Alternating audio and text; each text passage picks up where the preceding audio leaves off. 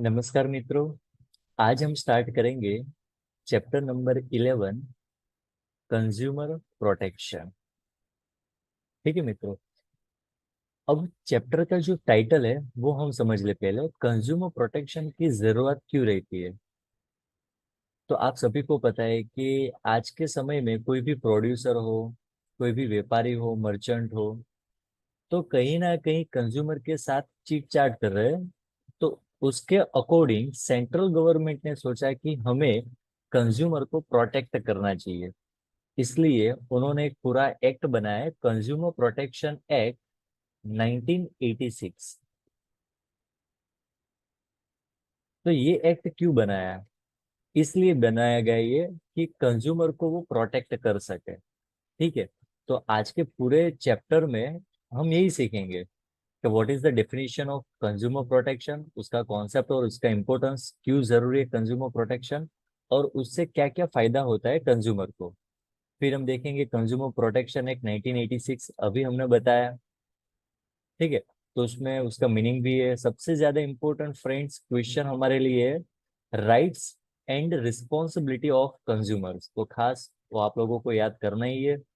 फिर dispute settlement है और अवॉइड सॉल्यूशन है। और लास्ट में जो है वो हमें कंज्यूमर को क्यों अवेयर करना चाहिए, क्योंकि कई कंज्यूमर ऐसे भी होते हैं जिसको पता ही नहीं होता कि उसके राइट कौन कौन से, उसकी रिस्पॉन्सिबिलिटी कौन कौन सी है। ठीक है। तो उसके लिए कंज्यूमर अवेयरनेस भी हम पढ़ेंगे। तो चलो स्टार्ट करते हैं आज का सेशन। आज का सेशन का जो पहला क्वेश्चन है वो हमारे लिए consumer protection meaning, concept and importance. लेकिन उससे पहले थोड़ा इंट्रोडक्शन पढ़ ले। चलो क्या बताया। It proven that in a free market and consumer is the king of the market. आप सभी को पता है कि मार्केट का जो किंग होता है वो कौन होता है? कंज्यूमर होता है। The earlier slogan that consumer should be aware has change to seller should be aware. सबसे पहले हम ये बोलते थे कि कंज्यूमर शुड बी अवेयर, लेकिन आज के समय में सेलर को बोला जाता है कि आप अवेयर रहिए, वरना आप कोई भी गलती करोगे तो उसकी पनिशमेंट आपको मिलेगी ही मिलेगी। It is found that increase their share and survive that ever increase the competition, producer of goods and service adopt unethically, exploitative and unfair trade practice। तो फ्रेंड्स आज के समय में ये सारी प्रॉब्लम हमारे लिए बन चुकी है। कंपटीशन देख लो, फिर प्रोड्यूसर ऑफ गुड्स कई सारे हैं हमारे मार्केट में। फिर अनइथिकली, जो इथिक्स भूल जाते हैं। एक्सप्लोटेटिव, कहीं ना कहीं हमारे इकोनॉमिक एक्सप्लोटिव होता है, मेंटली एक्सप्लोटिव होता है, फिजिकल एक्सप्लोटेटिव होता है। फिर और अनफेयर ट्रेड प्रैक्टिस के बारे में बताया। Due to such malpractice consumers are being creative, consumer are force to pay higher price and the same time they are experience insecurity due to defective product. हमारे पास से वो ज्यादा तो पैसे ले लेते हैं, लेकिन उसके अकॉर्डिंग जो गुड्स और जो सर्विस मिलनी चाहिए वो हमें नहीं मिलती। हेल्थ हैजार्ड, कई चीज तो ऐसी भी होती है जो हमारे हेल्थ को डैमेज भी करती है। Adulteration and also due to wrong and misleading advertisement. सबसे ज्यादा इंपॉर्टेंट यही है कि आज मार्केट में देखो मिसलीडिंग एडवर्टाइजमेंट होती है, जो हकीकत नहीं है वो बताया जाता है सोसाइटी को। तो कई ऐसे लोग होते हैं जिससे अट्रैक्ट होते हैं और वो गुड्स परचेस कर लेते हैं। फिर दूसरा प्रॉब्लम क्या है? Sales of duplicate product. China market आप सभी को पता है, प्लीज ब्लैक मार्केटिंग में कोई गुड्स सेल करते हैं। होर्डिंग्स ऑफ गुड्स, मार्केट में वो लोग अछत क्रिएट करके उसकी प्राइस सबसे ज्यादा लेते हैं। The needs to protect consumer from unethically practice are on the rise. उससे क्या होता है? तो कंज्यूमर की प्रोटेक्शन की नीड्स कई गुना बढ़ जाती है। तो सच कंज्यूमर वो fail the prey various mal practice train to put the live danger by knowingly and consuming the products. Unknowingly का मतलब क्या होता है? उसको पता ही नहीं होता है कि हम क्या करें कंज्यूमर को। तो डेफिनेटली वो उसका जो बोलते हैं क्या अनइथिकली का जो है वो बन जाता है कहीं ना कहीं part. This is the absolutely not justifiable. तो हमारे लिए ये जस्टिफिबल है नहीं। देखो फ्रेंड्स, ये इंट्रोडक्शन है, आप लोगों को एक बार पढ़ना है। ठीक है। उसमें कोई क्वेश्चन नहीं बनते, लेकिन ज्यादा इंपॉर्टेंट क्वेश्चन क्या होते हैं कि इंट्रोडक्शन में से कई बार वो एमसीक्यू शॉर्ट क्वेश्चन पूछ लेते हैं, लेकिन वो ज्यादा इंपॉर्टेंट नहीं है हमारे लिए, क्योंकि आप जो बड़े बड़े क्वेश्चन कर लोगे तो उसमें छोटे क्वेश्चन इंकर्ड हो जाएंगे। ठीक है। चलो तो आज का जो मेन क्वेश्चन है वो हम स्टार्ट करते हैं। Meaning, concept and importance of consumer protection. तो कंज्यूमर प्रोटेक्शन की प्रॉपर डेफिनेशन क्या है? तो यह स्पष्ट बताया कि consumer protection means provide the shield to consumer, consumer को प्रोटेक्ट करना है फ्रॉम द, कौन कौन सी चीज से? तो अनइथिकली प्रैक्टिस जो कर रहे हैं वो नीतिमत्ता भूल गए, फिर एक्सप्लोटेटिव से बचाना है, और अनलॉफुल प्रैक्टिस ऑफ सेलर और मैन्युफैक्चर। तीन शब्द आप लोगों को याद रखना है फ्रेंड्स, अनइथिकली, एक्सप्लोटेटिव अभी हमने बताया, और अनलॉफुल ट्रेड प्रैक्टिस। फ्रेंड्स आपने जो अच्छी तरह से इंट्रोडक्शन पढ़ा हो तो आप लोगों को पता है कि ये सारे पॉइंट्स ऊपर आ ही चुके हैं, देखो यहाँ पर। ठीक है, यही हमारे लिए कंज्यूमर प्रोटेक्शन एक्ट बन चुका है। ठीक है, तो कई बार इंट्रोडक्शन में अभी मैंने बोला ना कि शॉर्ट क्वेश्चन पूछते हैं, लेकिन ज्यादा इंपॉर्टेंट नहीं। क्यों नहीं है? क्योंकि कई बार ऐसा होता है कि इंट्रोडक्शन लोग अवॉइड कर देते हैं, लेकिन वो अवॉइड करो कोई दिक्कत नहीं, आगे पढ़ोगे तो फिर एक बार आप लोगों को तो पढ़ना ही है। तो ठीक है, तो एक बात ध्यान रख लेना आप लोग। Consumer protection means provide the shield to consumers from the unethically, exploitative and unlawful trade practice of seller और मैन्युफैक्चर। चलो, कॉन्सेप्ट में क्या बताया? The consumer either do not have the capacity to unite and become aware, or do not have information regarding the legal measures in the event of consumer exploitation। कोई consumer को इसके बारे में नॉलेज ही नहीं होगा तो कंज्यूमर का exploitation होना पक्की बात है। ठीक है, तो यही चैप्टर आपको यही बताता है कि आप लोग अवेयर हो, क्योंकि हर इंसान कहीं ना कहीं कंज्यूमर तो है ही। ठीक है, तो बस उसके बारे में ही बताया है कि कंज्यूमर को कैसे प्रोटेक्ट किया जाए, कंज्यूमर को कौन कौन से एक्सप्लोटेशन होती है। तो अभी हमें यही सीखना है।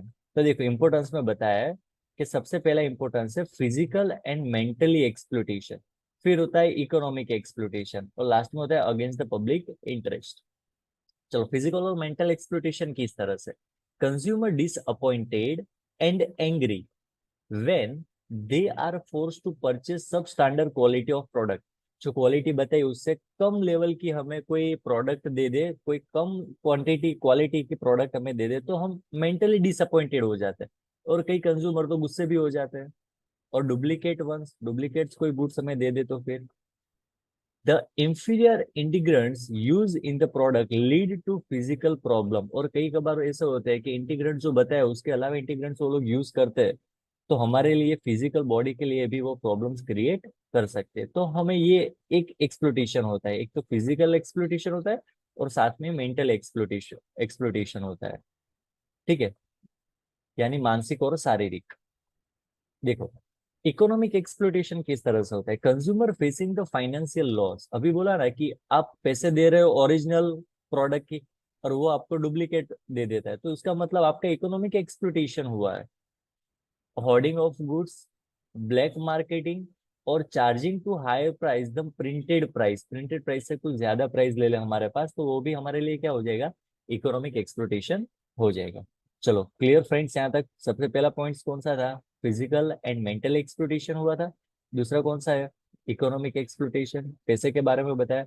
और तीसरा पॉइंट जो है against public interest, public interest not a safeguard when some products are produced by using a certain material which can be harm to environment। याद रखना है, ऐसा कोई मटेरियल, ऐसी कोई प्रोडक्ट बना रहा है कि उससे पूरी सोसाइटी को प्रॉब्लम्स हो सकती है, खास करके एनवायरमेंट को, तो उसको हम ले लेंगे points against the public interest. चलो एक बार देख लो फटाफट। सबसे पहले आप लोगों को मीनिंग करना है कंज्यूमर प्रोटेक्शन, आपको यही याद रखना है जो ब्रैकेट बनाया है, providing shield to consumer from the unethical, exploitative and unlawful practice of seller और मैन्युफैक्चर। ठीक है, ये मीनिंग है। उसके बाद आप लोगों को इंपॉर्टेंस याद रखना है, physical and mental exploitation, economic exploitation and against the public interest. चलो, कंज्यूमर हम किसको बोले? What is consumer? Who is consumer? तो मीनिंग ऑफ कंज्यूमर, कंज्यूमर कौन है? Who is consumer? According to the consumer protection act, consumer protection के act के हिसाब से a person who receive goods और सर्विस अगेंस्ट एन एक्सचेंज। ठीक है, ही पेज और एग्री टू कंपनसेट पार्टली और फुल्ली और promise to compensate on future date has be participate in some future payment plan. ये बताया कि कोई भी पर्सन हो वो गुड्स और रिसीव करते हैं अगेंस्ट टू एक्सचेंज। क्या एक्सचेंज करना है? तो पे ऑफ मनी। अब पे ऑफ मनी किस तरह से करना है? देखो उसकी भी कंडीशन है। पे ऑफ मनी का मतलब पार्टली अभी और पार्टली बाद में। फिर पूरा जो पैसा है वो हमें फ्यूचर में देना है, यानी अभी आप दे दो। तो ये कंडीशन है। पहली कंडीशन क्या, 50-50%, 50 अभी और 50 बाद में। फिर 100% बाद में, अगर कोई रिलेटिव हो, जान पहचान वाला हो, तो 100% वो फ्यूचर में देना है आपको। और लास्ट में 100% अभी दे दो, लेकिन देना कंपलसरी है, एक्सचेंज ऑफ मनी करना जरूरी है। ठीक है, वरना तो वो सर्विस में चला जाएगा, सेवा में चला जाएगा। सर्विस का दूसरा भी मीनिंग होता है, लेकिन अभी यहाँ क्या समझ है हम, सिर्फ सर्विस, सेवा, उद्देश्य। Of the product service who use on the basis of the permission of the purchaser is a consumer, but one who purchase on a resale basis for the further production is not include under the definition of consumer. Resale करेंगे तो उसको हम consumer नहीं बोलेंगे। चलो ठीक है, अब देखो क्या बताया। अभी आपको इंपोर्टेंस बोला है। इंपोर्टेंस में क्या बताया, कंज्यूमर प्रोटेक्शन का इंपोर्टेंस क्या है। तो फ्रेंड्स यहाँ दो तरह के, सबसे पहला जो पॉइंट है वो इंपोर्टेंस है हमारे लिए from the view point of business. हम एक व्यापारी हैं, हम एक मर्चेंट है, हम प्रोड्यूसर है, तो हमें क्या फायदा होगा यदि हम कंज्यूमर को प्रोटेक्ट करते हैं तो। और दूसरा जो बताया वो है importance of consumer from the view point of consumer. यदि हम कंज्यूमर है, यदि हम ये जान ले कि कंज्यूमर प्रोटेक्शन से क्या क्या फायदा होता है, तो कंज्यूमर को क्या फायदा होता है और एक बिजनेस क्लास को क्या फायदा होता है। चलो सबसे पहले पढ़ेंगे हम business class. Use to public resource and wealth, as every business utilizing public resource and wealth continuously। वो तो पता ही है आप लोगों को कि कोई भी बिजनेस है वो पब्लिक रिसोर्सेस और वेल्थ कंटिन्यूसली यूज करेंगे ही करेंगे। इट बिकम द रिस्पॉन्सिबिलिटी, तो उसकी एक जवाबदारी ये बनती है, प्रमोट टू सोशल वेलफेयर, कोई समाज कल्याण की प्रक्रिया वो करे, by producing to such goods and services which are useful to the society. Society को जो भी गुड्स चाहिए, जो भी सर्विस चाहिए, वो सोसाइटी को अदा करें। ठीक है, तो पहला पॉइंट से एक बिजनेस का पॉइंट ऑफ व्यू से सोसाइटी को जो भी नीड्स है वो नीड्स को फुलफिल करें। दूसरा पॉइंट है सोशल रिस्पॉन्सिबिलिटी, सामाजिक जवाबदारी कौन कौन सी है। It is proven that a business has a social responsibility towards various stakeholders. Stakeholders का मतलब फ्रेंड्स जो भी बिजनेस के साथ जुड़े हुए हैं। The business return are based on the sale which made to the consumer, and consumers are also the main stakeholder among the various group of stakeholders. Business unit safeguard the interest of a various other group in the same way there should be honestly be consumer also। आप society के अंदर जाके आप business कर रहे हो तो आपको कोई भी स्टेक होल्डर के साथ चीट चाट करनी नहीं है, यानी आपको ऑनेस्टली बिजनेस करना है और आपकी जो रिस्पॉन्सिबिलिटी है वो सोसाइटी के अकॉर्डिंग अदा करनी है। तो दूसरा पॉइंट है सोशल रिस्पॉन्सिबिलिटी। आपको सिर्फ याद रखना है यहाँ स्टेक होल्डर ग्रुप, और ये याद रखना है honest for the consumer also. चलो, business is the part of society, any business is a part of society, every seller is a customer of another seller. अभी हमने बताया ना कि चलो मान लो कि यहाँ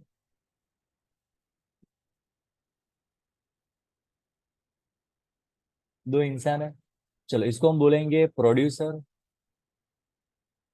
और इसको हम बोलेंगे कंज्यूमर। ये प्रोड्यूसर क्या करता है, कंज्यूमर को गुड सेल करता है। मान लो कि ये कोई कंज्यूमर है, कंज्यूमर और साथ में ये लिख देना होलसेलर। ठीक है, तो प्रोड्यूसर होलसेलर को कोई गुड्स बेच रहा है तो होलसेलर तो है ही है वो, लेकिन उसको हम कंज्यूमर भी बोलेंगे। और इसी तरह से ये होलसेलर रिटेलर को बेचेंगे, बोलेंगे रिटेलर। फिर भी वो क्या हो गया, कंज्यूमर ही हो गया यहाँ। तो हर कोई इंसान आप देखने जाओ तो कहीं ना कहीं क्या है, वो कंज्यूमर ही है। Every seller is a customer of the another seller.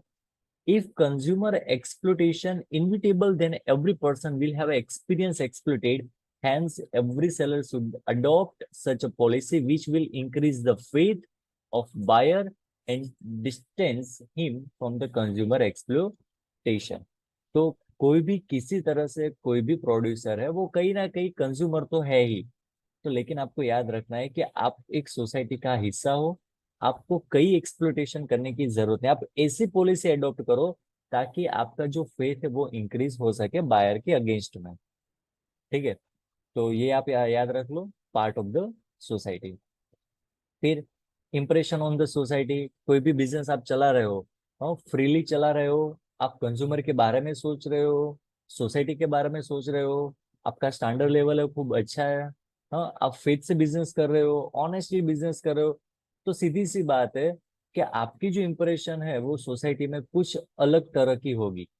तो बस यही याद रख लो आप, business impact the habit of the people of this society, there lifestyle, thoughts, living standards, food habit, fashion, clothing, etcetera, thus can be changed through the advertisement. That is why business policies should be proper, and good business ethics remain the moral responsibility of the businessman. जो जो society को जो भी चीज चाहिए आप लोगों को वो देनी है। अब देखो आज के समय में रूटीन में है ना, वो स्टैंडर्ड ऑफ लिविंग बदल रहा है, लोगों के फूड हैबिट्स, फैशन, क्लोथ सब बदल रहा है। तो आप एडवर्टाइजमेंट अच्छी तरह से करो, मिसलीडिंग एडवर्टाइजमेंट कभी मत करो, बिजनेस पॉलिसी अच्छी तरह से हैंडल करके रखो, बिजनेस इथिक्स को आप अच्छी तरह से रखो, आपकी जो रिस्पॉन्सिबिलिटी है वो ज्यादा रहती है सोसाइटी के अंदर। तो बस यही उसके अकॉर्डिंग आप चलोगे तो आपकी इंप्रेशन अच्छी रहेगी, तो आपके अंदर कहीं ना कहीं इथिक्स के पॉइंट्स है वो सोसाइटी को साफ दिखेंगे, तो आपका बिजनेस भी अच्छा तरीके से चलेगा। चलो फिर, consumer protection is good for a business. Business units have realized that consumers' well-being is essentially for the well-being of business. The basic requirement of competitive market is to reach out of to the consumer and produce goods according to the consumer's preference. Consumer के preference, पसंदगी के हिसाब से आपको produce करना है goods और service. Those manufacture वो fail to understand this, यदि आप मैन्युफैक्चर प्रोड्यूसर होके आप ये पॉइंट्स ध्यान में नहीं ले रहे हो, will loss the market to their competitors, तो आप मार्केट के अंदर हार जाओगे, कॉम्पिटिशन के अंदर आप हार जाओगे। क्यों? क्योंकि कंज्यूमर को जो चाहिए वही आप लोगों को देना है। Therefore is in the interest of the business, their producer realize he should develop his business by the protecting and understanding preference of consumers। ये पॉइंट याद रख लो फ्रेंड्स। आपका बिजनेस डेवलप करना है, 100% करना है, क्या करें कि सर, तो बस यही याद रख लो आप, protecting and understanding the preference of consumer. Consumer का जो प्रेफरेंस है उसकी अंडरस्टैंडिंग आप समझ लो, यानी प्रोटेक्शन करना है उसको और उसको प्रेफरेंस को समझ लो आप। उससे कंज्यूमर क्या होगा, सेटिस्फाइड होगा, तो आप मार्केट के अंदर चल जाओगे। यदि a satisfied consumer does not just not purchase the product again but also recommend it to product various group of the people in the society which will attract a new consumer। यदि वो consumer खुश हो गया तो दो चार लोगों को और बोलेगा कि ये बिजनेस अच्छा है, आप यहीं से ये गुड्स ले लो, तो आपको ये भी बेनिफिट्स होगा, तो आपके वहां पर नए कंज्यूमर का ग्रुप भी डेवलप्ड हो जाएगा। तो बस फ्रेंड्स आप लोगों को याद रहेगा, consumer protection is good for the business. चलो, गांधी जी को हम कैसे भूल सके जब हम पढ़ रहे कंज्यूमर प्रोटेक्शन, याद रख लो। 2 मार्क्स के अंदर अलग से वो लोग पूछेंगे, trusteeship principle. According Gandhi ji principle trusteeship, whatever wealth the society given the person should be use for the welfare the people of the society. चलो यहाँ से याद रखना है, गांधी जी ने क्या बताया, consumer is the most important person visiting the place of the business. Business पर आने वाला सबसे ज्यादा इंपॉर्टेंट पर्सन कंज्यूमर है हमारे लिए। He is not depend on the seller but we are depends on him. वो हमारे पर डिपेंड नहीं है, हम उसके पर डिपेंड है। कंज्यूमर आएंगे तभी तो हम कोई चीज बेच सकते हैं। तो याद रखना है, he is not dependent on the seller but we are depends on him. He does not interfere in our work, वो हमारे काम में कोई दखलगिरी नहीं कर रहे, लेकिन but he is a object of our business, लेकिन वो हमारे धंधे का उद्देश्य है। He is not outside for the our business, वो धंधा के बाहर का कोई हिस्सा नहीं है, he is a part of our business, वो धंधा का ही एक हिस्सा है। We do not favour him providing a product of his choice, उसके चॉइस के अकॉर्डिंग हम उसको कोई चीज बेच रहे तो वो हम हमारा फेवर नहीं, लेकिन ही does favour by giving an opportunity, वो कंज्यूमर हमें एक तक दे रहा है कि आपको मुझे ये चीज चाहिए, आप मुझे दे सकते हो। तो हम उसको फेवर नहीं कर रहे, लेकिन वो हमारा फेवर कर रहा है। आप लोगों को वो पॉइंट्स याद रखना है। We do not favour but he does favour. ठीक है, 2 मार्क्स के अंदर गांधी जी ने जो प्रिंसिपल बताया, फटाफट चलो एक बार देख लेते हैं। Consumer is the most important person visiting the place of business. He depends, देखो पार्ट करके आपको पढ़ना है तो आप इस तरह से करोगे तो आपको अच्छी तरह से याद रह जाएगा।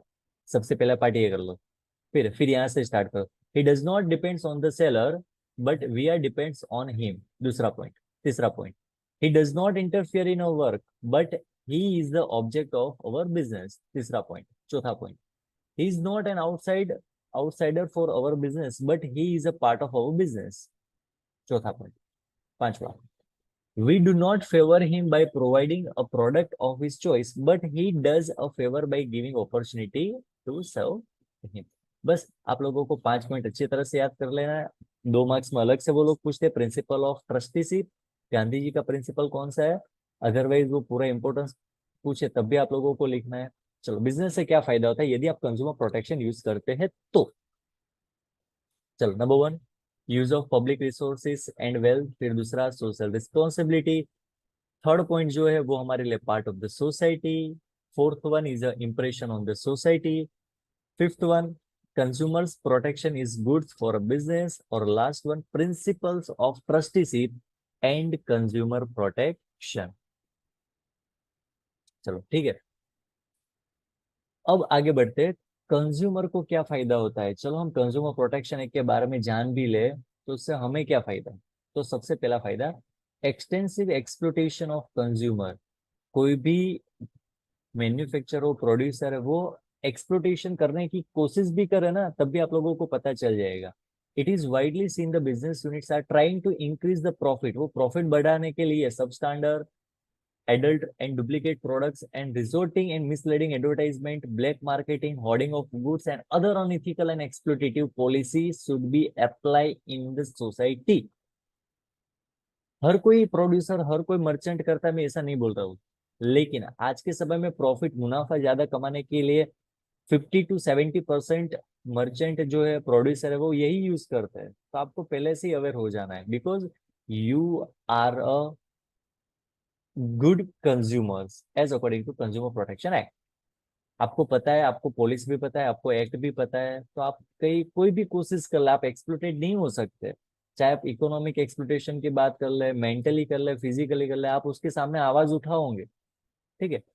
सच wrong in relative policy adopted by the business unit has a result need for a consumer protection।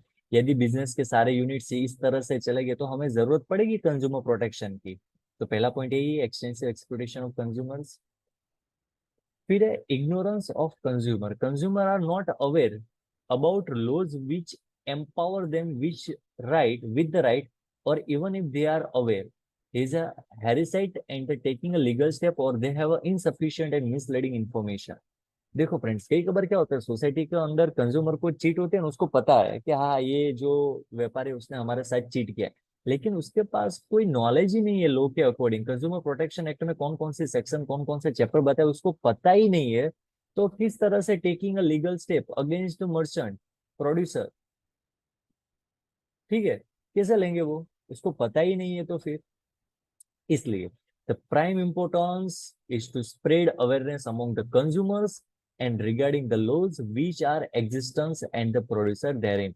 उसको पता होगा कि इस तरह से वो हमारे साथ चीट करते तो इस तरह से हमें स्टेप लेना है, इस तरह से हमें एक्शन लेनी है, तो वो कर सकता है। लेकिन वही नहीं पता होगा तो फिर तो बात खत्म। तो ये बात जरूर है, कंज्यूमर प्रोटेक्शन के लिए कंज्यूमर को सारे एक्ट, सारी लीगली जो प्रोसीजर उसको पता होनी चाहिए। वो हम आगे देखेंगे, इसी चैप्टर के अंदर आप लोगों को बताया कि आपके साथ इस तरह से चीट होती है तो आप कहाँ जाके कौन कौन सी कंप्लेन कर सकते हैं, कंप्लेन की प्रोसीजर क्या रहती है, वो देखेंगे हम आगे। ठीक है। और लास्ट में lack of unity among the consumer, consumer के अंदर यूनिटी नहीं है। An individual consumers always prove himself weak, कोई एक ही कंज्यूमर जाके कंप्लेन करेगा तो उसकी कोई सुनेगा ही नहीं। बट लेकिन if a large group of consumers unity and from the consumer protection forum, पूरा एक ग्रुप है वो कंज्यूमर प्रोटेक्शन फोरम में चले जाएगा, तो इट बिकम्स, उससे रिजल्ट क्या होगा, easy and effective protect their interest, उसकी बात सुनी जाएगी। Such organisation have become active in India too, कई ऑर्गेनाइजेशन एनजीओ जो है वो हमारे भारत देश के अंदर एक्टिव है, वो कंज्यूमर ग्रुप की हेल्प करते हैं। But till such organization become a strong protection of consumer through law become a essentially। ठीक है। तो आज के समय वो ऑर्गेनाइजेशन सभी कंज्यूमर के साथ मिलकर उसके अगेंस्ट में वो लड़ते हैं। तो बस ये हमारे लिए इम्पोर्टेंस है एज ए कंज्यूमर के हिसाब से देखने जाओ तो extensive exploitation consumer, ignorance of consumers, lack of unity among the consumer. तो फ्रेंड्स बस इतना सा ही आज के सेशन के अंदर, फटाफट एक बार गो थ्रू कर ले। तो सबसे पहले हमने इंट्रोडक्शन पढ़ा था, इंट्रोडक्शन के अंदर ही डेफिनेशन है, तो आप अच्छी तरह से पढ़ ले वो इंट्रोडक्शन एक बार। फिर उसका मीनिंग दिया है, कंज्यूमर प्रोटेक्शन का मीनिंग दिया है। फिर इंपॉर्टेंस दिया है तीन, physical and mental exploitation, economic exploitation against the public interest. बाद में कंज्यूमर की जो डेफिनेशन दी है, तो खास एक बार पढ़ लो आप कंज्यूमर की डेफिनेशन। उसके बाद इंपॉर्टेंस, बिजनेस के अकॉर्डिंग से कौन कौन से इंपॉर्टेंस है वो हमने पढ़े, टोटल नंबर ऑफ 6। उसमें भी ट्रस्टीशिप प्रिंसिपल है वो ज्यादा इंपॉर्टेंट है, आपको अलग से वो तैयार करना ही करना है। और दूसरा जो बी नंबर का पॉइंट है वो कंज्यूमर के हिसाब से कौन कौन से इंपॉर्टेंस है, तो उसमें हमने 3 सेंटेंस देखे। ठीक है, तो बस आज के सेशन के अंदर इतना ही। बाकी का जो है वो हम नेक्स्ट सेशन में देखेंगे। तब तक के लिए सभी मित्रों को bye bye, have a nice day. Thank you.